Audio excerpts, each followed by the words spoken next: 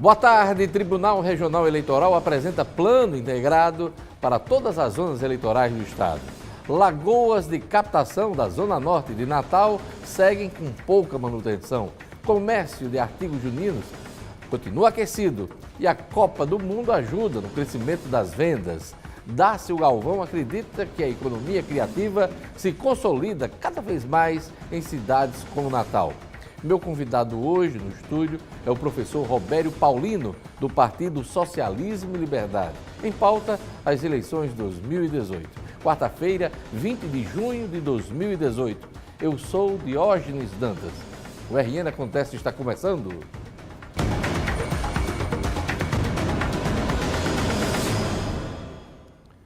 O problema é antigo e recorrente. As lagoas de captação da Zona Norte de Natal seguem com pouca manutenção.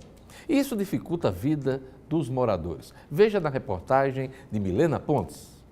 Na placa existe o aviso de que é proibido depositar lixo no local, mas na prática não é o que acontece na lagoa de captação do conjunto Panatizum, no bairro Potengi, Zona Norte de Natal. Muito lixo acumulado, mato e até um sofá são vistos no entorno da lagoa. A situação não é muito diferente no conjunto Panatiz 2. Após as últimas chuvas, a lagoa está cheia e por várias vezes transbordou e invadiu as casas de moradores. Nós tivemos no mês de março um índice pluviométrico muito alto, né? Como é uma lagoa de captação de águas pluviais, ela não comportou e não tinha bomba para dar vazão mecânica. Ficou se esperando uma vazão por gravidade, o que chegou a inundar algumas casas, tanto nessa rua, Laureano Gomes, como na Maria Joseleira, na pracinha, entendeu? Na lagoa do Panatiz 2, a estrutura está comprometida. A cerca está quebrada em diversos pontos e o portão de acesso completamente aberto. Bom, a cerca ela está quebrada todinha, total da lagoa, os portões tudo aqui abandonado. O que ela vai causar aqui o problema é as pessoas entrarem aqui dentro e uma criança ou qualquer outra pessoa que não saiba nadar e se afogar. Além disso, o entorno da lagoa também está servindo como depósito de lixo. Na rua Laureano Gomes, deixaram um colchão velho próximo a um esgoto que, segundo os moradores, é permanente. Já na rua Pimenteiros, onde fica a unidade de saúde do Panatiz, um terreno está abandonado com entulhos e pneus velhos. Há muito tempo que é um lixão e a gente não aguenta mais. A gente quer uma solução. Mas é um lixão que as pessoas colocam lixo lá? Sim, são pessoas de fora, da comunidade também que não está ajudando bastante, entendeu? Que deveria ter mais consciência. Mas também vem muita gente de fora, como os carroceiros também vêm colocar. E isso não é de agora, é de muito tempo. A população precisa colaborar, precisa estar mais vigilante na manutenção das lagoas de captação. O vandalismo impera nessas áreas. Os roubos de bombas e de materiais usados nas lagoas são recorrentes. É caso de polícia. Quem vandaliza esses equipamentos não tem um pingo de consciência, de cidadania. Não param para pensar que estão prejudicando a sociedade e a si mesmos. Depois, não adianta reclamar das autoridades, do prefeito, do secretário da área. O natalense precisa preservar mais seus equipamentos públicos. As eleições estão se aproximando e o Tribunal Regional Eleitoral apresenta seu plano integrado para todas as zonas eleitorais do estado. São 69 zonas eleitorais no Rio Grande do Norte. E tudo tem que ficar pronto para o dia 7 de outubro, data do primeiro turno. Veja na reportagem de Jacques Damasceno. Para o TRE do Rio Grande do Norte, os preparativos para o pleito 2018 estão 70% prontos.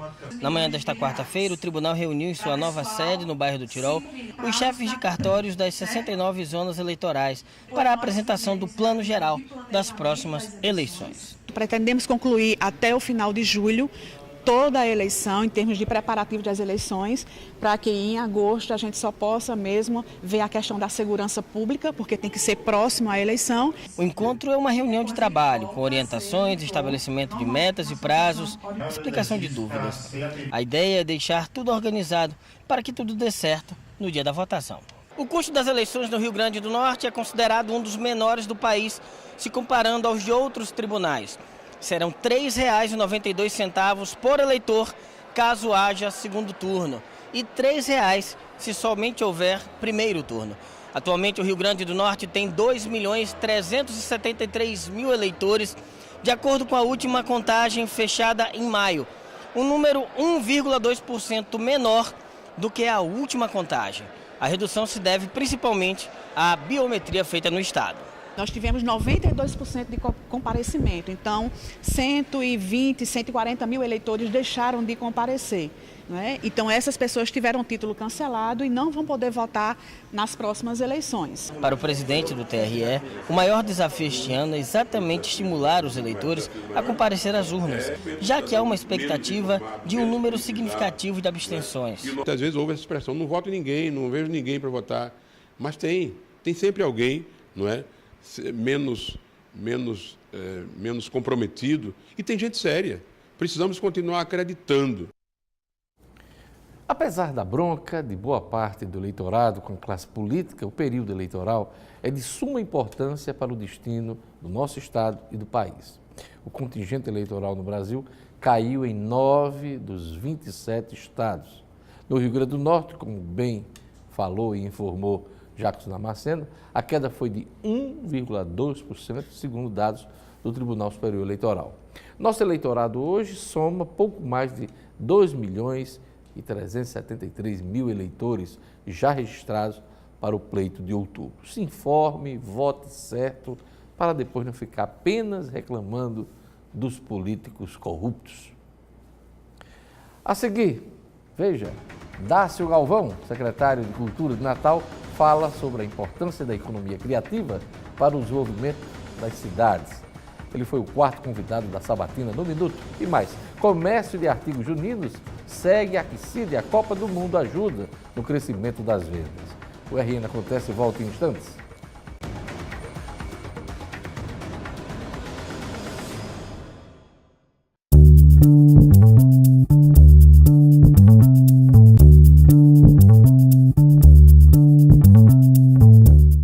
Dácio Galvão, secretário municipal de Cultura e presidente da FUNCART, acredita que a economia criativa se enraizou em cidades como Natal, de perfil turístico e de grande diversidade cultural. Dácio foi o quarto convidado da Sabatina no Minuto 2018, realizada pelo portal de notícias nominuto.com. Diante de tantos coletivos, de tantas redes culturais que nós temos, atores importantes trabalhando desde a perspectiva do artesanato até a sofisticação digital, eu acredito que é uma cidade que tem puxado cada vez mais para si a internalização desse debate, desse tema. A administração pública tem se preocupado com isso, tem se correlacionado intersetorialmente com várias outras instituições, sejam privadas ou mesmo públicas, e com isso tem tentado construir um modelo que é, digamos assim, a cartilha em que a OIT propõe, em que a ONU propõe, que é exatamente esse corte em parcerias, empoderando a governança, a autogovernança, a autogestão do empreendedor cultural. A gente teria o quê? A gente teria o Natal em Natal, como um evento da Prefeitura de Natal, que vem trabalhando os editais públicos nesse processo de democratizar os acessos, a isonomia para tudo e para todos, né? E gerando, que é muito importante, um ativismo de vários segmentos na área da dança, da música, da literatura, do circo, né? Da gastronomia, enfim, do audiovisual, que é uma outra cadeia importante. Fizemos os 2 festivais, e aferindo estatisticamente a valoração financeira pelo FEComércio. Quer dizer, quanto se investiu, quanto circulou. Esse ciclo tem avançado tanto que ele está começando dia 1º de novembro e ele já está praticamente emendado com fevereiro, que chega o Carnaval, que é um outro grande evento, que gera para a economia local e dentro da cadeia produtiva. A Prefeitura de Natal já se deparou com a cobrança de políticos, entre os quais vereadores, sobre os gastos com eventos como Carnaval, e o Natal e Natal. Essa gente não entende a economia criativa ou tudo não passa de má vontade ou até má fé? Olha, eu gostaria de não Pergunta provocativa. pontuar cartesianamente essas três assertivas, mas eu diria o seguinte, eu acho que há um desconhecimento, né? Acho que está havendo um processo de amadurecimento e às vezes há um oportunismo de politicagem e tal, para uma crítica aqui, outra acolá, né? Porque a nossa gestão especificamente, ela sempre foi muito aberta, transparente e sem concessão de demagogia republicana. Nós trabalhamos com todos os partidos, com todas as matizes ideológicas, desde que os produtores venham dentro de uma linha que nós acreditamos, pelo credo que nós estamos discutindo aqui, da economia criativa, de uma nova estética, né? De uma cultura sustentável, de uma cultura que seja cidadã, que seja inclusiva. Então a gente vai nessa linha. E outra, não há uma decisão do colegiado. Não há mais aquela coisa centrada num poder único, digamos assim, centralizador, mais acabou. Pois é, muito bacana, a Sabatina no Minuto. Próximo convidado será o professor Glaucio Bezerra, da UFRN. Ele vai falar sobre os desafios da inovação, os desafios da tecnologia nesse mundo digital. Será na próxima terça-feira, dia 26, hein? O mês de junho costuma aquecer as vendas do comércio. Os artigos juninos garantem a alegria e a boniteza de muitas festas. Mas outro evento tem ajudado a esquentar a fogueira das vendas, hein? A Copa do Mundo. Veja na reportagem de Milena Pontes. Em tempos de festas juninas, os vestidos, camisas e artigos coloridos fazem sucesso no comércio. As estampas de xadrez e com flores são as principais e tem para todos os tamanhos e gostos. Ivonete é comerciante e produz as roupas e artigos que vende em sua barraca no canteiro da Avenida Antônio Basílio, em Lagoa Nova. Ela diz que a produção inicia cerca de 3 meses antes das festividades para atender a alta demanda. Com certeza, porque senão não vai dar tempo. Não tiver 3, 4 meses para a gente ir fazendo, não tem tempo, né? E esse ano o que está chamando a atenção são os artigos verdes e amarelos. Isso porque, além das festas juninas, também está acontecendo a Copa do Mundo. E, claro, todo mundo quer entrar no clima da festa e torcer para a seleção brasileira. É o caso da Janeide, que veio pesquisar uma camisa xadrez para o filho, mas também uma blusa do Brasil para ela assistir aos jogos. Na verdade, 2 opções, do Brasil e roupinha de xadrez para o meu filho. Este comerciante explica que viu a Copa do Mundo como uma oportunidade de faturar mais neste período. Para isso, teve que unir artigos relacionados às 2 comemorações. Exemplo disso são os tradicionais vestidos de quadrilhas, que ganharam modelos diferentes e com as cores da bandeira brasileira. Você sabe como é que o brasileiro é, né? Ele junta assim as 2 festas, né? Festa da Copa do Mundo e a festa junina, né? Com certeza. E para quem quer acompanhar a Copa e não torce para o Brasil, também tem outras opções. Nesta barraca é possível encontrar camisas da Alemanha e França. Porém, o que está vendendo mesmo são as camisas da Seleção Canarinho. Esta comerciante conta que já foram vendidas mais de 200 unidades. Eu confio em Deus que o Brasil vai para frente e eu vou vender tudo. Que bacana, hein? Veja a seguir minha entrevista com o professor Robério Paulino, do PSOL, em pauta das eleições 2018. Aguarde só um instante, eu volto já.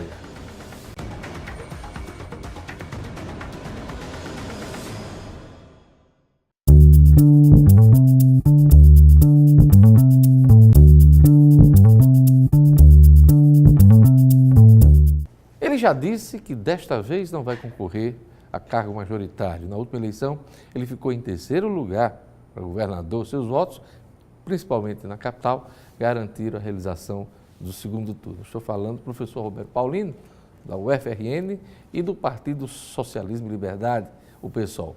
Boa tarde, professor. Boa tarde, Jorge. Mais uma vez, obrigado pelo seu espírito democrático de sempre nos abrir aqui para todas as visões políticas e o espaço aqui no seu programa da Band. É bom ouvir todo mundo, professor. O pessoal já definiu pré-candidatura ao governo, não é? O professor Carlos Alberto, e parte com um foco muito forte na Assembleia Legislativa. Esse é o plano do partido? Primeiramente, sobre o governo do Estado, nós vamos ter aí o professor Carlos Alberto, que é meu colega na UFRN, vai ser candidato a governador. Né, ele hoje é pré-candidato. Pré-candidato, né? Você já entrevistou aqui, um excelente candidato. Né? E também vamos ter a professora Thelma Gurgel ao Senado, que vai ser uma grande surpresa nesse Estado. A professora Thelma Gurgel tem aí uma trajetória de mais de 30 anos de lutas sociais, foi vereadora em Mossoró, professora da UERN, né? E vai estar conosco aí como candidata a senadora. A chapa do PSOL já está definida ou ainda está aberta para uma composição com partidos? Não, eu acho que vai ser uma chapa puro sangue do PSOL, puro sangue. Professor Carlos Alberto, como governador, para Senado a professora Thelma Gurgel, como eu falei, eu acho que vai ser uma grande surpresa. O professor Laílson, que foi nosso professor da UFRN e do IFRN também, que é outro forte candidato. O vice está definido? O vice nós estamos conversando ainda. Né? Mas vai ser do PSOL. Vai ser do PSOL, provavelmente. Agora para deputado estadual, aí o partido avalia que pode conseguir uma ou até duas cadeiras para renovar essa Assembleia, porque, infelizmente, essa Assembleia é anacrônica, a Assembleia Legislativa. E é essa a sua aposta, né, Robério, para a eleição aposta do partido, né? Não é uma questão pessoal minha, aposta do partido. O partido quer chegar, tem outros nomes muito fortes, né, além do meu, e a gente, digamos, vai tentar chegar em uma ou duas, lutar para ter duas cadeiras na Assembleia Legislativa e renovar a forma de fazer política no Rio Grande do Norte. Câmara Federal, qual é a meta do PSOL? A Câmara Federal, nós vamos reeleger aí, achamos que vamos reeleger toda a bancada federal, né? Ivan Valente. Sim, você fala do quadro nacional. E mas aqui assim, nós vamos ter vários candidatos muito fortes, como o companheiro Aldo Clésio de Mossoró, né? E vários outros nomes, Daniel Moraes, que é o presidente do partido, que é outro nome bastante forte que a gente quer trabalhar, né? E então a gente vai com uma chapa muito forte, mas aqui no Estado a gente vai tentar chegar, é possível, mas se não for possível, no mínimo, é ajudar o partido a cumprir a cláusula, superar a cláusula de barreira, que é conseguir 1% em todo o país. Né? Robério, muita gente que forma hoje o PSOL é oriunda do Partido dos Trabalhadores. Com essa prisão de Lula, depois do impeachment de Dilma, o PSOL se aproxima do PT em algumas causas, em algumas lutas.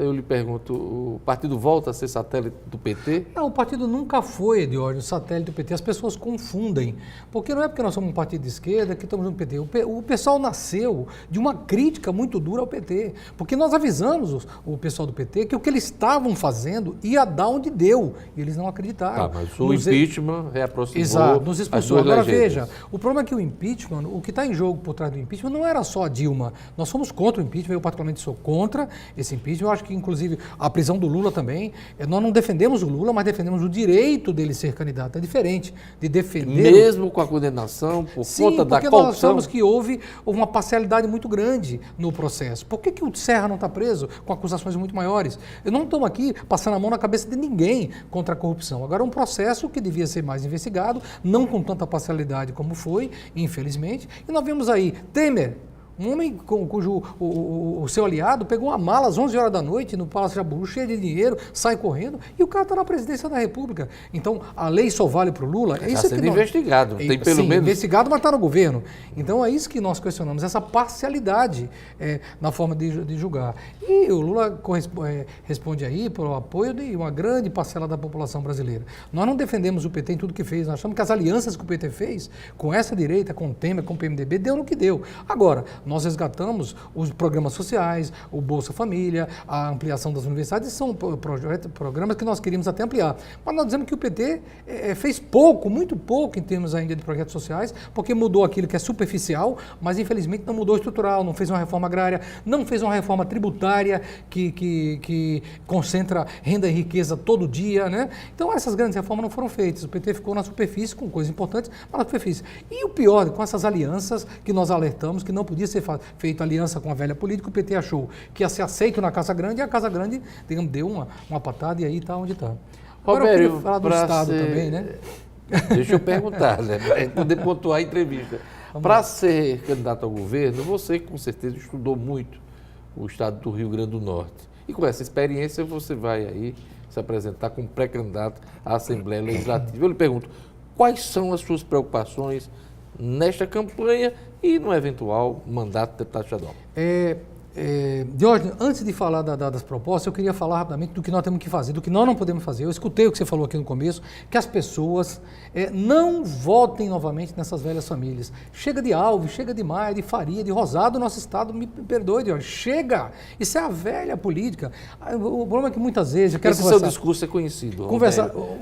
mas a pergunta é bem objetiva. Eu queria saber o que é que vai levar a sua preocupação durante a campanha e no eventual segundo mandato. Mandato de deputado. Nós vamos apresentar propostas ousadas de transformação da estrutura econômica e social do país. Por exemplo, Diógenes, nós achamos que esse Estado não pode viver de produzir só melão.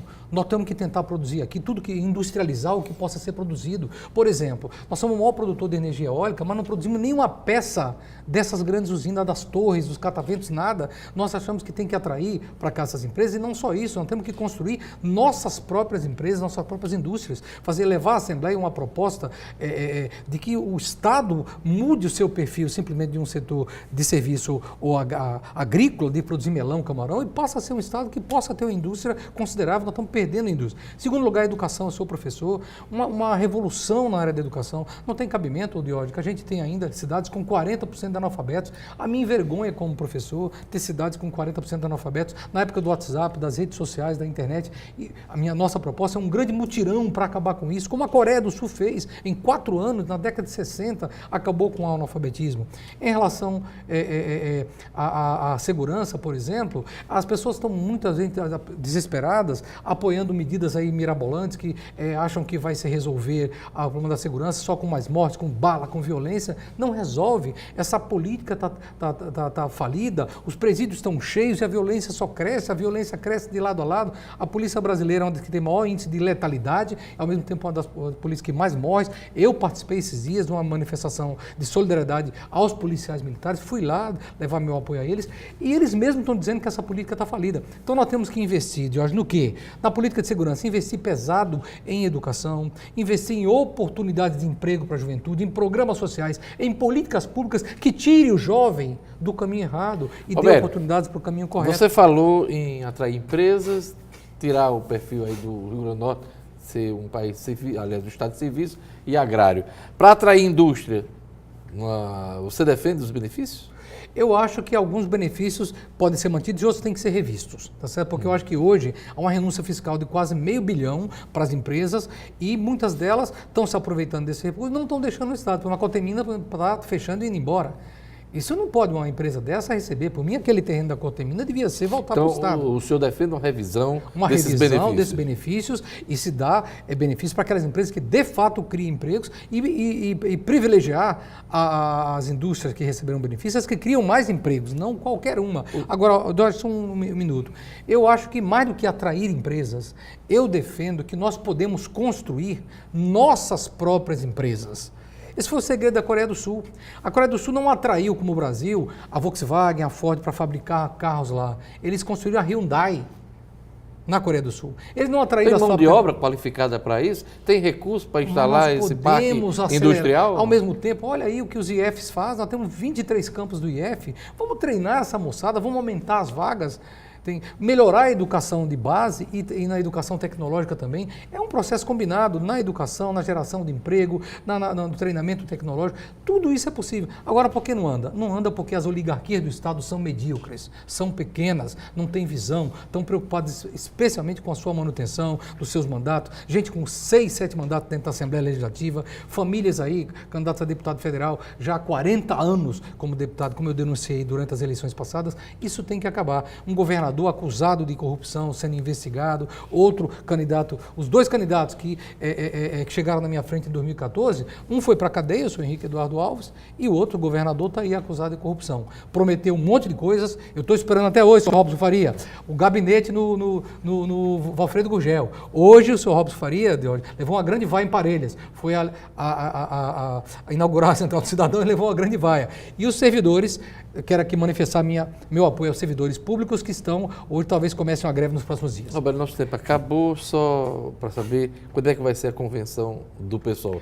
Já tem data marcada? Não está marcada ainda, mas vai ser assim que o TRE abrir o processo, nós devemos fazer logo no começo, provavelmente, digamos aí, no comecinho do processo, entre julho e agosto. É isso aí. Muito obrigado por sua entrevista aqui no nosso programa. O RN Acontece vai ficando por aqui. Obrigado pela audiência. Siga com a programação da Band Natal. Veja a reprise do nosso programa no portal nominuto.com. O RN Acontece volta amanhã. Até lá.